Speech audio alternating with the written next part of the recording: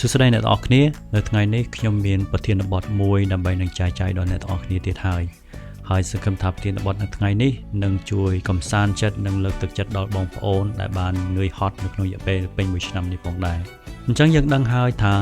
ប៉ុន្មានថ្ងៃទៀតគឺផុតឆ្នាំ2025ហើយយើងចូលឆ្លងឆ្នាំថ្មី2026នេះផងដែរហើយនៅក្នុងរយៈពេលមួយឆ្នាំហ្នឹងបងប្អូនសាកសួរខ្លួនឯងមើលថាតើនៅក្នុងមួយឆ្នាំហ្នឹងបងប្អូនបានទទួលសមិទ្ធផលអ្វីខ្លះ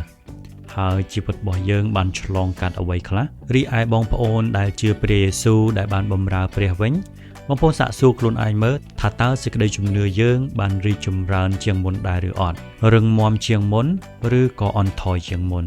ហើយនៅក្នុងរយៈពេលមួយឆ្នាំដែលយើងបានបម្រើព្រះអង្គហ្នឹងថាតើនឿយហត់ដែរឬអត់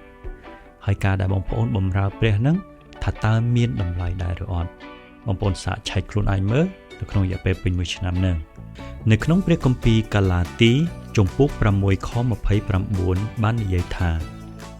កុំឲ្យយើងណាយចិត្តនឹងធ្វើការល្អឡើយត្បិតបើមិនរសាយចិត្តទេនោះដល់កំណត់យើងនឹងច្រូតបានហើយអាមែន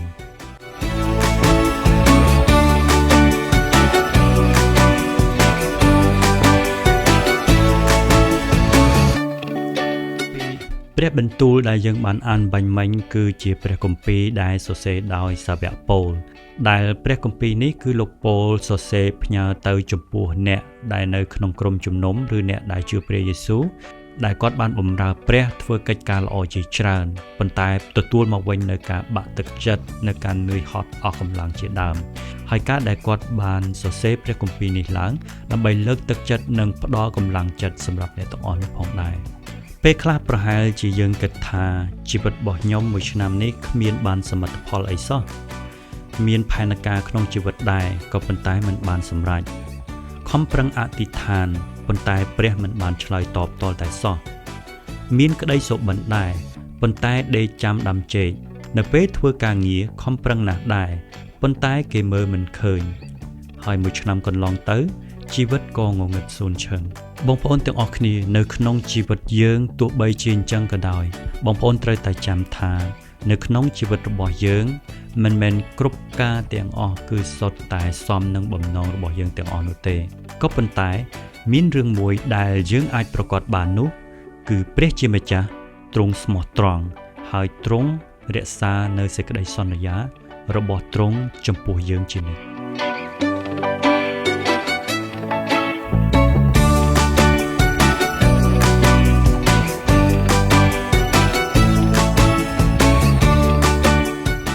ខ្ញុំបានដឹងថានៅក្នុងរយៈពេលមួយឆ្នាំកន្លងផុតទៅបងប្អូនទាំងអស់គ្នារួមទាំងខ្ញុំដែរគឺយើងម្នាក់គឺនឿយហត់ខ្លាំងមែនទែនមានអារម្មណ៍ថាខ្សោះហើយអស់កម្លាំងពេលខ្លះក៏មានការបាក់ទឹកចិត្តផងដែរដូច្នេះហើយការដែលយើងបានឆ្លងផុតនៅក្នុងមួយឆ្នាំនេះហើយយើងត្រៀមទទួលឆ្នាំថ្មីខ្ញុំបានត្រៀមចំនួនពាក្យ3ឃ្លាសម្រាប់លើកទឹកចិត្តដល់អ្នកទាំងអស់គ្នាផងដែរអញ្ចឹងនៅក្នុងចំណោមពាក្យ3ឃ្លានោះថាតើមានអ្វីខ្លះយើងនឹងចែកចាយជាមួយគ្នាឃ្លាទី1ព្រះជាម្ចាស់ទ្រង់ទតឃើញគ្រប់ការអ្វីទាំងអស់ដែលអ្នកបានធ្វើអញ្ចឹងតើចំណុចនេះតើមានន័យថាម៉េចយើងនឹងសិក្សាជាមួយគ្នា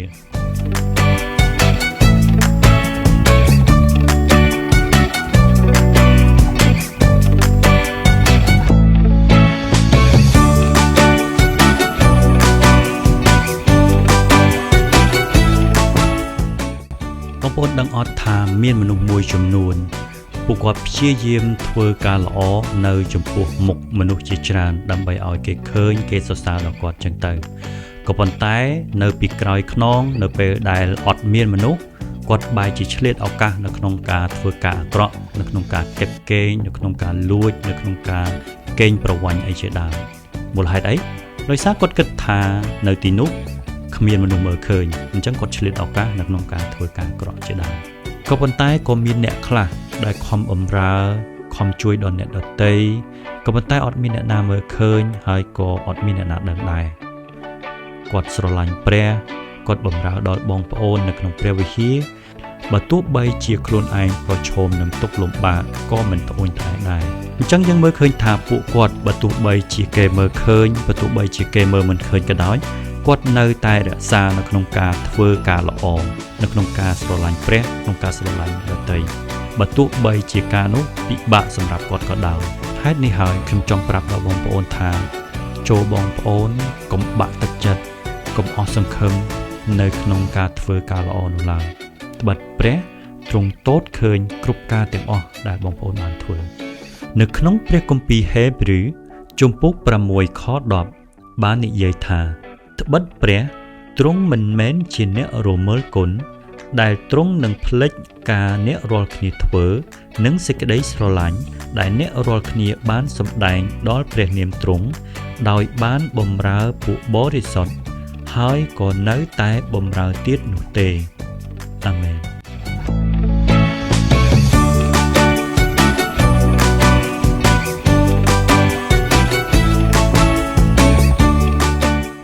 បងប្អូនទាំងអស់គ្នាព្រះជាម្ចាស់ទ្រង់មិនដែលភ្លេចនៅរាល់ទាំងការល្អដែលបងប្អូនទាំងអស់គ្នាបានធ្វើនោះឡើយព្រះអង្គទ្រង់ចងចាំនៅរាល់អ្វីដែលបងប្អូនបានធ្វើជានិច្ចហើយបងប្អូនត្រូវដឹងថាព្រះជាម្ចាស់ទ្រង់មិនដែលរមើលគុណនោះឡើយគឺព្រះអង្គទ្រង់ចងចាំព្រះអង្គនឹងសងបងប្អូនវិញគុណនៅតម្លៃដែលបងប្អូនបានធ្វើរាប់សិបដងហើយនោះគ្មានពេលណាមួយដែលព្រះអង្គទ្រង់ភ្លេចនៅការអ្វីដែលបងប្អូនបានធ្វើហើយក៏គ្មានពេលណាមួយដែលព្រះអង្គទ្រង់មិនធ្វើការសម្រាប់រាជរបស់ព្រះអង្គដែរដើម្បីឲ្យបងប្អូនងាយយល់ខ្ញុំមានឧទាហរណ៍មួយសម្រាប់អ្នកទាំងអស់គ្នាឧទាហរណ៍ថាមានគ្រាប់ពូជមួយគ្រាប់ដែលយើងយកវាទៅដាក់ដាំនៅក្នុងដីចឹងពេលដែលបងប្អូនព្រោះមកគ្រាប់នឹងចូលទៅក្នុងដីហើយ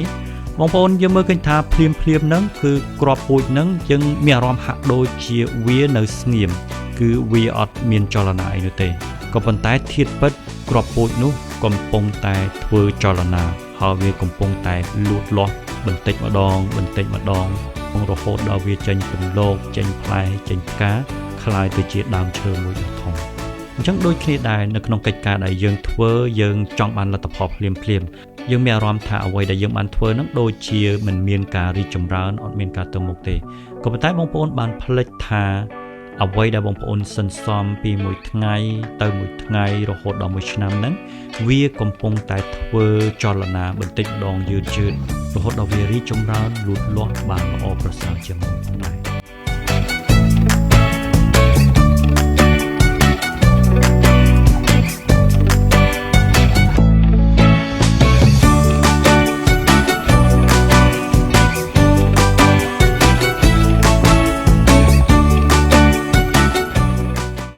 ដូច្នេះហើយចូលបងប្អូនកុំបាក់ទឹកចិត្តចូលបងប្អូនកុំបោះបង់នៅក្នុងការធ្វើការល្អនៅក្នុងការបម្រើព្រះនោះឡើយដូច្នេះហើយទោះបីជាគេមើលឃើញក៏ដោយទោះបីជាគេមើលមិនឃើញក៏ដោយចូលឲ្យបងប្អូនកុំបាក់ទឹកចិត្តកុំអស់សង្ឃឹមនៅក្នុងការធ្វើការល្អនៅក្នុងការបម្រើព្រះនោះឡើយត្បិតបងប្អូនត្រូវចាំថាព្រះជាម្ចាស់នៃយើងព្រះអង្គទ្រង់ស្មោះត្រង់ព្រះអង្គកំពុងតែទតឃើញគ្រប់ការទាំងអស់ដែលអ្នកបានធ្វើហើយព្រះអង្គនឹងប្រទានពរដល់បងប្អូនគុណទ្វេរាប់សិបដងហើយខ្ញុំសង្ឃឹមថាជីវិតបងប្អូននឹងបានរីកចម្រើនឡើងបន្តិចម្ដងតាមបំណងព្រះハរតីនៃព្រះផងដែរអាមែនអូខេអញ្ចឹងឃ្លាទី1ត្រូវបានបញ្ចប់ហើយឥឡូវយើងចូលដល់ឃ្លាទី2ដែលខ្ញុំចង់និយាយលើកទឹកចិត្តដល់អ្នកនរគ្នានៅក្នុងឃ្លាទី2នេះផងដែរនៅគ្រប់គ្រាលំបាកទាំងអស់ដែលបងប្អូនបានជួបបងប្អូនត្រូវចាំថាព្រះជាម្ចាស់ទ្រង់ចាំគាំទ្រនិងចាំជួយដល់បងប្អូនជានិច្ចអញ្ចឹងថាតើនៅក្នុងឃ្លាមួយនេះតើវាមានអត្ថន័យយ៉ាងម៉េចយើងនឹងចែកចាយនៅក្នុងឃ្លានេះជាមួយគ្នា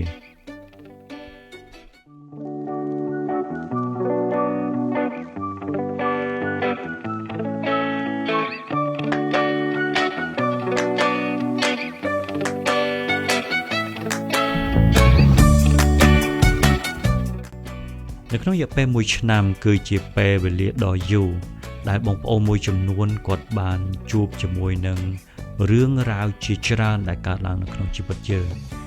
មានបងប្អូនខ្លះនៅក្នុងរយៈពេល1ឆ្នាំនេះគឺគាត់ត្រូវគិតគូររឿងច្រើនមែនទែនគាត់ត្រូវខិតខំប្រឹងប្រែងរៀនសូត្រផងគាត់ត្រូវខំធ្វើការដើម្បីរកប្រាក់សម្រាប់ចិញ្ចឹមជីវិតផងណាមួយគាត់ត្រូវគិតពីអនាគតរបស់ខ្លួនឯងហើយគាត់គិតអំពីដៃគូសង្សាររបស់គាត់ ហើយគាត់ត្រូវគិតអំពីគ្រួសាររបស់គាត់ផងគាត់ត្រូវរងសម្ពាធពីការងារត្រូវទទួលការស្ដីបន្ទោសហើយពេលខ្លះគាត់ត្រូវដោះស្រាយនៅក្នុងបញ្ហាបងប្អូនគ្រួសារផ្សេងៗទៀតធ្វើឲ្យគាត់ទទួលសម្ពាធនិងបន្ទុកជាច្រើនរហូតដល់មានបងប្អូនយើងមួយចំនួនគាត់បានបោះបង់ខ្លួនឯងហើយគាត់បានសម្រេចចិត្តខ្លីៗដោយការសម្លាប់ខ្លួនឬបញ្ចប់ជីវិតជាដើមហើយចំណុចមួយនេះគឺធ្វើឲ្យខ្ញុំមានអារម្មណ៍ថាសោកស្ដាយមែនទែនចំពោះការដែលបានកើតឡើងនៅក្នុងរយៈពេល1ឆ្នាំកន្លងទៅនឹងក៏ប៉ុន្តែផ្ទុយទៅវិញសម្រាប់អ្នកទាំងអស់គ្នាវិញខ្ញុំដឹងថាអ្នកទាំងអស់គ្នាក៏មិនស្រួលដែរនៅក្នុងរយៈពេល1ឆ្នាំនេះអ្នកទាំងអស់គ្នាប្រឈមជាមួយនឹងរឿងរ៉ាវជាច្រើននៅក្នុងជីវិតក្នុងរយៈពេល1ឆ្នាំហ្នឹងក៏ប៉ុន្តែអ្វីដែលខ្ញុំបានមើលឃើញគឺអ្នកទាំងអស់គ្នាប្រឈមជាមួយនឹងបញ្ហានិងរឿងរ៉ាវជាច្រើននៅក្នុងរយៈពេល1ឆ្នាំនេះទោះបីជាវាលំបាកប៉ុណ្ណាក៏ដោយចំណុចសំខាន់នោះគឺអ្នកទាំងអស់គ្នាមិនដែលបោះបង់ខ្លួនឯងចោលឡើយហើយខ្ញុំមានអារម្មណ៍ថាអ្នកទាំងអស់គ្នាគឺលយមែនទែនហើយអស្ចារ្យមែនទែនដែលអ្នកទាំងអស់គ្នាបានតស៊ូហើយដើររហូតមកដល់ចំណុចនេះខ្ញុំចង់និយាយថាអ្នកទាំងអស់គ្នាគឺពិតជាលយមែនទែនហើយអស្ចារ្យមែនទែនបងប្អូនមានដឹងអត់ថាព្រះយេស៊ូវដែលជាព្រះនៃយើងព្រះអង្គចង់ឲ្យយើងក្លាយទៅជាមនុស្សបែបហ្នឹងប្រកបណាយើងជាមនុស្សយើងទន់ខ្សោយក៏ប៉ុន្តែយើងមិនទន់ជ្រាយឡើយយើងអាចប្រឈមជាមួយនឹងបញ្ហាបានទុក្ខលំបាកបានក៏ប៉ុន្តែយើងមិនបោះបង់ខ្លួនឯងនឹងឡើយព្រះយេស៊ូវព្រះអង្គចង់ឲ្យយើងក្លាយទៅជាមនុស្សដូចនេះបើទោះបីជាយើងជាមនុស្សទន់ខ្សោយក៏ដោយក៏ប៉ុន្តែយើងមិនទន់ជ្រាយត្បិតព្រះជាម្ចាស់ព្រះអង្គទ្រង់ជាជំទល់ចាំជួយដល់យើងប្រកបណាយើងប្រឈមជាមួយនឹងទុក្ខលំបាកនិងបញ្ហាជាច្រើនចាក់ស្រែនៅក្នុងជីវិតយើងក៏ប៉ុន្តែយើងត្រូវចាំថាមិនមែនយើងម្នាក់ឯងនោះឡើយគឺព្រះយេស៊ូវព្រះអង្គចាំជួយនិងគាំទ្រយើងជានិច្ចនៅពេលណាដែលយើងមិនបោះបង់ខ្លួនឯងហើយយើងចូលទៅកាន់ព្រះអង្គយើងស្វែងរកព្រះអង្គនឹងជួយយើងជានិច្ចអាមែន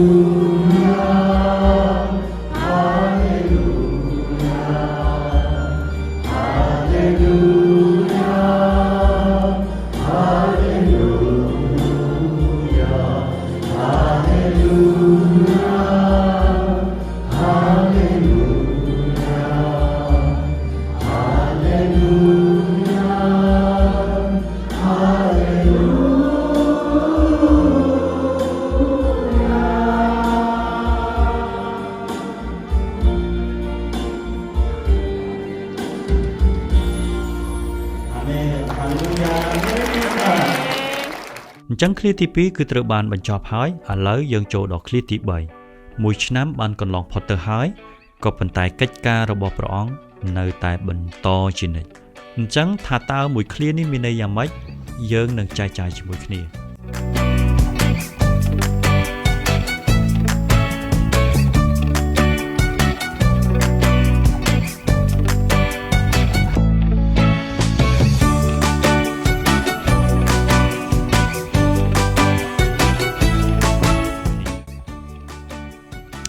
ប្រកបណាស់ឥឡូវគឺឆ្នាំ2025ឥឡូវនេះគឺឆ្នាំ2025ហើយនៅសល់តែ 2-3 ថ្ងៃទៀតទេគឺយើងចូលឆ្នាំ2026ហើយមួយឆ្នាំបានកន្លងផុតទៅក៏ពិតមែនអ្វីៗគឺមិនត្រូវបានបញ្ចប់នោះទេគឺនៅមានរឿងរ៉ាវល្អនិងអ្វីដែលពិសេសជាច្រើនទៀតដែលព្រះជាម្ចាស់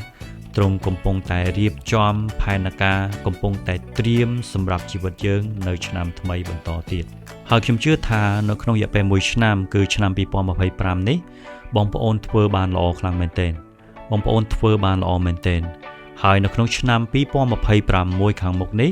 ខ្ញុំជឿថាបងប្អូននឹងធ្វើបានល្អជាងនេះទៀតហើយដូច្នេះហើយចូលឲ្យបងប្អូនត្រៀមចិត្តត្រៀមកាយរបស់យើងរួចជាស្រេចដើម្បីឲ្យយើងអភិវឌ្ឍខ្លួនឯងដើម្បីឲ្យយើងត្រៀមទទួលនៅអ្វីដែលល្អនិងវិសេសនៅក្នុងឆ្នាំថ្មីខាងមុខនេះផងដែរ នៅក្នុងព្រះគម្ពីរភីលីបជំពូក1ខ6បាននិយាយថាខ្ញុំជឿសេចក្តីនេះជាយ៉ាងជាក់ថាព្រះអង្គដែលទ្រង់បានចាត់តាំងធ្វើការល្អក្នុងអ្នករាល់គ្នាទ្រង់នឹងធ្វើឲ្យកាន់តែពេញខ្នាតឡើង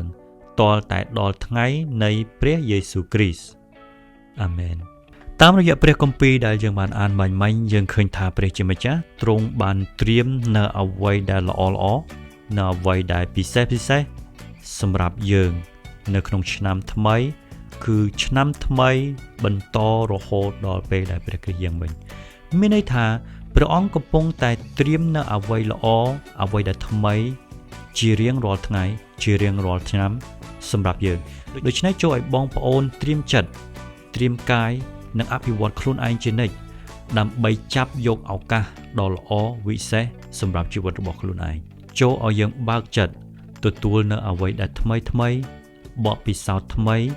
គំនិតថ្មីនិងអភិវឌ្ឍខ្លួនឯងជានិច្ច